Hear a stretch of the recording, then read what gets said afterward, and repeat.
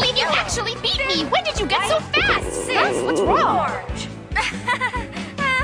Sorry about that. That's my stomach. Poron's a different story. I know. Oh, we better hurry up and find them. I didn't even get to take one bite of my lunch. They were around here earlier, so they couldn't have gone very far. Seriously, taking care of that little furball is one big headache. Return to the abyss where you belong!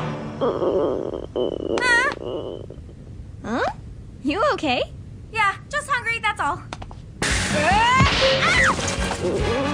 Oh, if only I'd eaten my lunch.